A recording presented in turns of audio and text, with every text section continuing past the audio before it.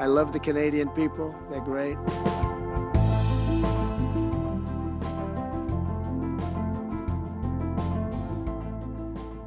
Hey everybody, Jamie here.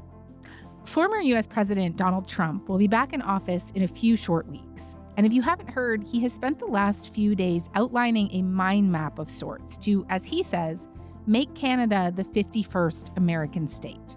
Essentially, an annexation project. He's referred to the border separating Canada and the U.S. as an artificial line, referred to Justin Trudeau as Canada's governor, and said Canada would dissolve without U.S. assistance. But why are we supporting a country, $200 billion plus a year? Our military is at their disposal. All of these other things, they should be a state. That's why I told Trudeau when he came down, I said, what would happen if we didn't do it? He said Canada would dissolve. At the same time, he's not ruling out forcibly incorporating the territory of Greenland, which is currently under the dominion of Denmark, into the U.S. Same goes for the crucial shipping route, the Panama Canal. Canada, he says, would be subject to economic force until we, I guess, bend to his will. With the famously unpredictable and rule-breaking Trump, it can be hard to distinguish between meaningless bluster and what actually might be possible. My colleague Katie Simpson is here, Washington correspondent, and we're going to try to understand what's behind all of this.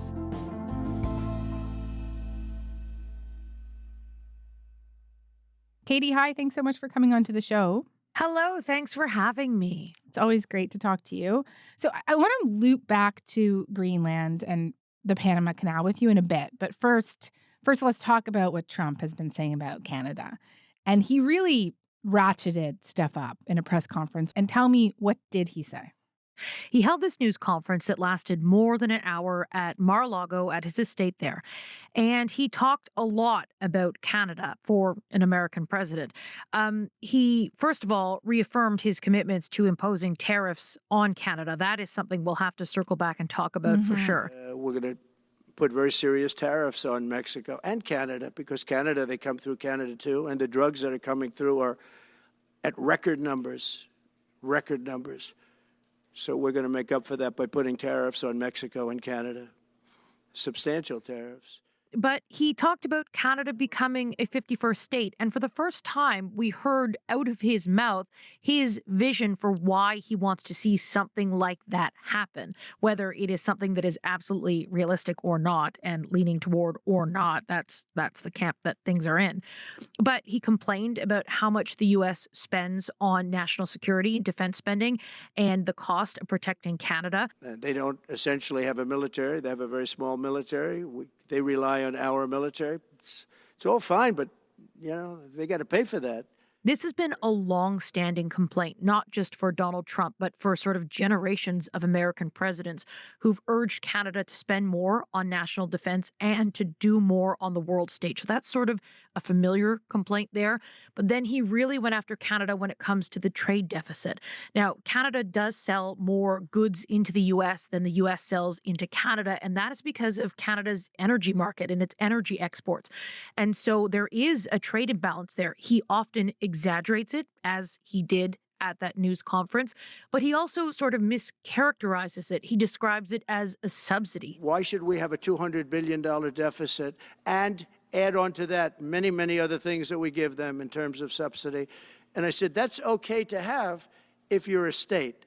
But if you're another... But, he's been griping about that stuff for years now, right? He griped about that during his first term. So, why the 51st state thing now? I think that he won't stop talking about it. That's one thing. It's really front of mind for him. One thing I should point out is Jerry Butts, who once served as Justin Trudeau's principal secretary. He says that when these jokes first started happening in recent months, he said, listen, Donald Trump used to say that behind closed doors all the time, but he is consistently, and he's being persistent in it now. And the way he's talking about it, he's putting argument behind it. And the other thing to keep in mind, Donald Trump is going into the White House in a very different position than he was in 2016. His election then was a bit of a shock. He surrounded himself with people who supported his mission, but there was some resistance trying to keep Donald Trump within the guardrails of the American presidency. We saw how that went through the course of his presidency. But this time around, it's all very different. He feels emboldened. He has a mandate from voters. Republicans won the House and the Senate and the White House.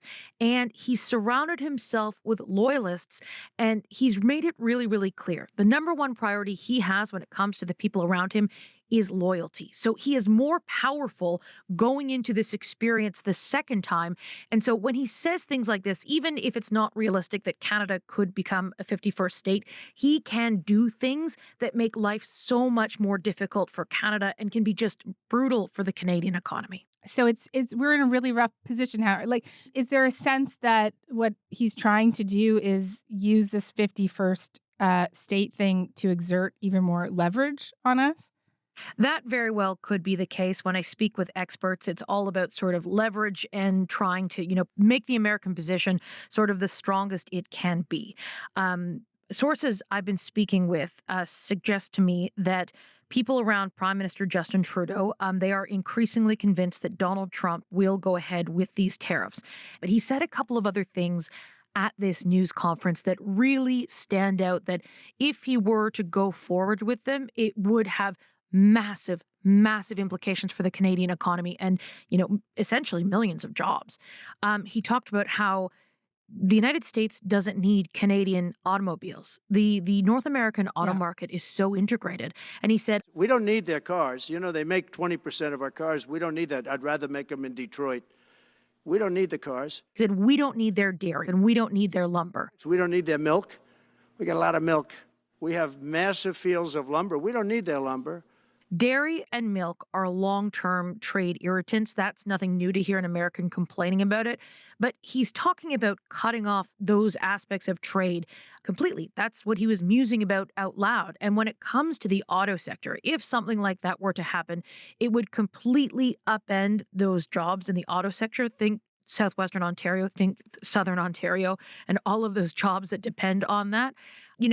These kinds of musings, even though, he's saying it at a news conference, and we know Trump is prone to hyperbole, but these kinds of things, if he does decide to push ahead with them, they would be absolutely devastating for the Canadian economy.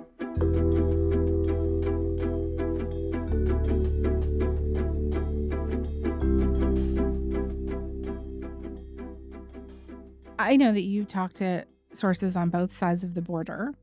Do you have a sense of how negotiations are moving forward right now? Do we have a clearer idea of what he might want from us that could potentially stop these tariffs from coming down the line, that might stop him talking about annexing us as a country?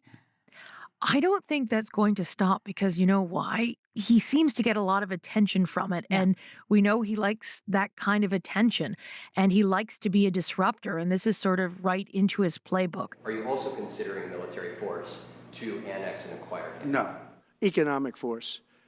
Because Canada and the United States, that would really be something. You get rid of that artificially drawn line, and you take a look at what that looks like.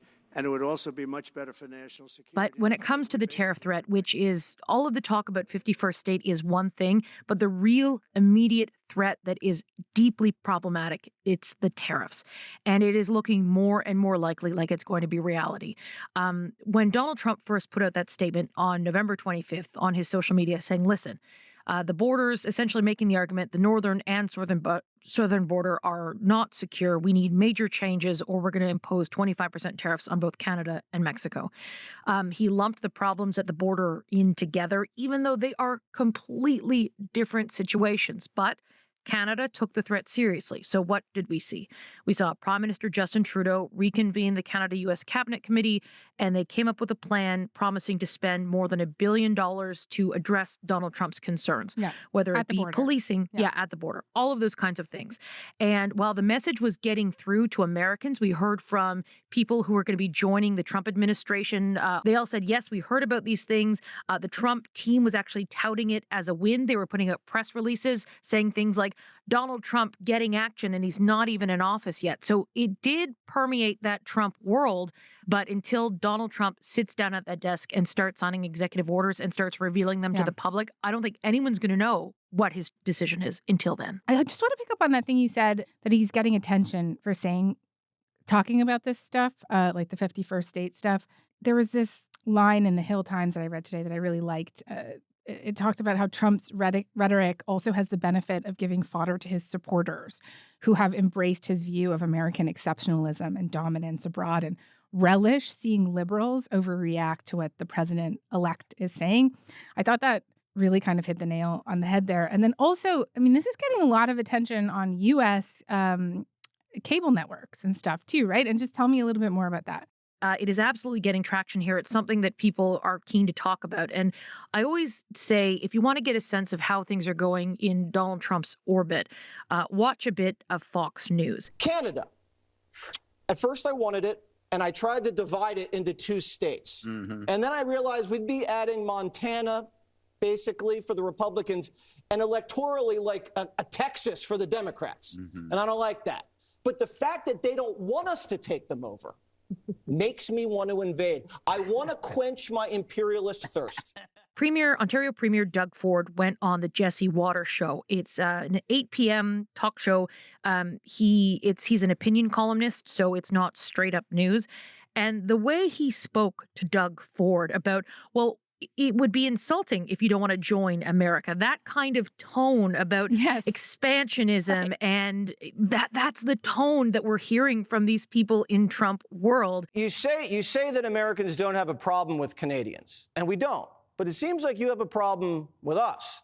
Because if I were a citizen of another country and I was a neighbor of the United States, I would consider it a privilege to be taken over by the United States of America. That's what everybody else in the world wants. American citizenship. For some reason, that's repellent to you Canadians. And I find that personally offensive, Premier. And Doug Ford, to his credit, sat there, didn't take any bait, didn't get overexcited about it, but essentially said Canada's not for sale. Well, first of all, Jesse, you know, I love the U.S., I love Americans, and I get it. You know, President-elect Trump is a real estate tycoon. He's made billions. But that property's not for sale. As simple as that. No, we are just like an autonomous, independent country, guys. We're a country, yo.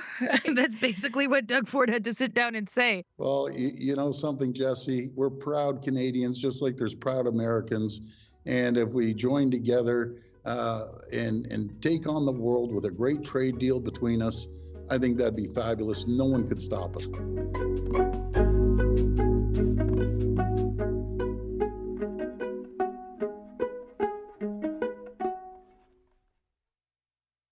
How do you think people have been reacting here in Canada? Because certainly when Trump started doing this 51st state thing, I think a lot of people kind of treated it like a joke here. I mean, I even did a little bit. There's a sense that at least to me, there's a sense that after the press conference, people here are getting kind of pissed off about it now. Yeah. So it is my understanding, and I get the sense that it makes people uncomfortable, that it's gone from humiliation or joke or whatever we sort of looked at it as before, as to this thing that won't go away. I was speaking with David McNaughton, who was Justin Trudeau's ambassador to the United States. And he said, you know, my daughter said to me, it's sort of like a dad joke. At first, it's, you know, mildly amusing, but when you keep hearing it over and over and over again, it's just annoying and not funny at all. But that news conference really seemed to change the tone again from, you know, this humiliation, this punchline to he has some ideas about what he would like to see change, and he's not going to stop this. Yeah. So Trudeau comes out. He says there's, quote, not a snowball's chance in hell that Canada will become part of the United States. Jagmeet Singh, Elizabeth May say similar things. Pierre Poilievre says it will never happen. But, like, we have another issue here, a problem kind of layered on top of this imminent incoming U.S. president problem, which is that we now have a lame duck prime minister. Parliament has been suspended. Many of his top ministers are likely going to be vying for his job in the coming months, and their attention will not squarely be on this. They are going to be fighting each other to try to be the leader of the Liberal Party. I'm thinking of people like Melanie Joly, our Foreign Affairs Minister, Francois Philippe-Champagne. And so I know that you are speaking to many Canadian officials on this file. And how concerned are they about this political moment that we are in, given this real leadership vacuum? The timing of Justin Trudeau's decision, when you don't, the domestic politics is one thing. Justin Trudeau was in a spot where really, truly, the question is, did he have any other option? And that's a question for him to answer. But he made the decision he made given the domestic pressures at home. When it comes to dealing with Canada-U.S. relations at this moment, for the Prime Minister to announce that he plans to resign 2 weeks before Donald Trump is coming into office and threatening to level devastating tariffs on Canada, the timing could not be worse. It's bad. So because it basically it cuts Trudeau at the knees kind of thing. And so it's very clear he no longer has the mandate from Canadian people. He remains the Prime Minister, but there's going to be a leadership contest. There's obviously going to be an election very soon. That's where the future of the country is going to go. And so Donald Trump is going to be dealing with someone different. And so there isn't someone really standing there in the way in the same way if it was someone with, a fresh mandate, or if it was someone who was going into the next election, that kind of thing.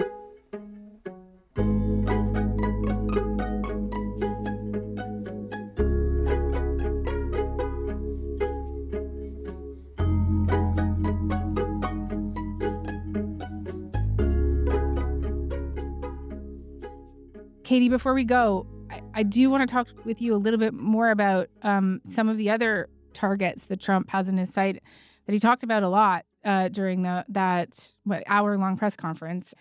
Let's just talk quickly about the fact that he would not rule out economic or military force to take Greenland and the Panama Canal. Can you assure the world that as you try to get control of these areas, you are not going to use military or economic coercion? No. And can you tell us a little bit? Let's just do Greenland first. Like, why is he talking about Greenland? He sent his son there this week. What's going on? So the way Donald Trump sort of phrases it, it's a national security threat. Well, we need Greenland for national security purposes. I've been told that for a long time, long before I even ran. I mean, people have been talking about it for a long time. And he is concerned about Chinese and Russian vessels that are sort of in and around that area. You look outside, you have China ships all over the place. You have Russian ships all over the place. We're not letting that happen. And so that's really the argument he's presented. As ice melts, there will be better access to northern shipping routes that make shorter journeys between Asia and Europe.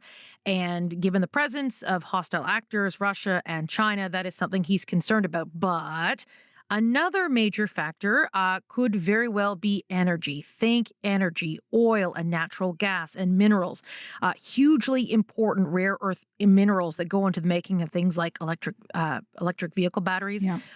Those are accessible on Greenland, and that's something that America wants more of. China really dominates in the production of rare earth minerals, and the U.S. is very interested in finding other opportunities or access points. And this is something that actually involves Canada. Canada does have rare earth minerals, and we've seen people trying to sort of move forward in terms of extracting those rare earth minerals as a way to deepen and better the relationship with the United States. This is something that's been going on for years now, because they see it sort of as a valuable tool to say, hey, United States, you can rely more on Canada, you can rely more on us if we start getting some of these rare earth minerals out, and you don't have to rely on other places to get them. Right. And just worth noting here, Greenland pretty against this idea of being taken over by the U.S. At the moment.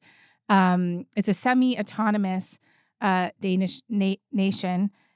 Denmark is also not too keen on this right now. Do the Panama Canal for me. Why has that become a target? Well, the Panama Canal connects Pacific Ocean to the Caribbean Sea and then eventually over to the Atlantic Ocean. Really, this is making shipping routes much shorter. Donald Trump has falsely claimed that Chinese soldiers are operating the Panama Canal. Look, the Panama Canal is vital to our country. It's being operated by China. China. It's not true. The Panamanian president has come out to say that's just wrong. That's not true.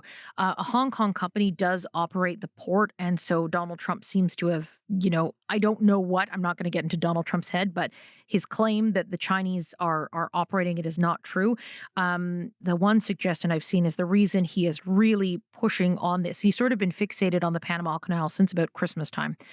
Is that perhaps it's a way for the United States to get leverage to lower the price for passage rates, for shipping rates. So that could be something that Donald Trump is looking for, because always think, why is Donald Trump doing something and what is the point? What is in it for him and what is in it for the United States? Perhaps that's one sort of aspect of that. But again, Donald Trump really seems to be presenting this image of American greatness and expansionism. Yeah. And just no pun intended, expand on that for me a little bit, because it strikes me that taken all together here, how he's talking about Canada, Greenland, the Panama Canal, it does tell you quite a bit about his worldview and his priorities, and it really does embody this whole America first thing, right? This idea that you use your immense strength to pursue your narrow national interests, even if it means coercing smaller countries and allies to do it. He clearly is thinking about his legacy. That is one thing that stands out to me. This is his second term. He can't run for office again unless there are some significant changes in America. And we are in a weird new time. So who knows? Who's to say? Who's to say? So he's clearly thinking about his legacy, and he has this vision of this new golden age of America, and it includes expansionism. One thing that stands out is that the way he's talking about it, and that he won't rule out using military force to sort of get his way when it comes to Greenland and when it comes to the Panama Canal. He's talking in a similar fashion to those strongman leaders that he so admires, that he speaks glowingly about when it comes to sort of expansion. And one thing that I was talking with an expert about this, who said to me, when Trump stands up there and says things like, this invisible border with Canada, expect those strongman leaders to echo him as well. So can you imagine Vladimir Putin standing up there and using that kind of language to talk about the border with Ukraine? So when Donald Trump, who is about to become the most powerful leader in the free world, when he gets up and stands up and says that kind of thing, it in a way gives permission for other leaders to get up and, use that kind of language too. Donald Trump clearly has a vision for what he wants to see for America, and he also wants to make changes to make America more wealthy, and that is his purview, and that is what American voters sent him to office to do. And so whether this is any sort of real path to expansionism or it's a negotiating tactic to try to extract things out of, whether it's Greenland, whether it's Panama Canal, whether it's Canada, that this is all a very different time in Washington, D.C. Okay. Katie Simpson, thank you very much. Thanks.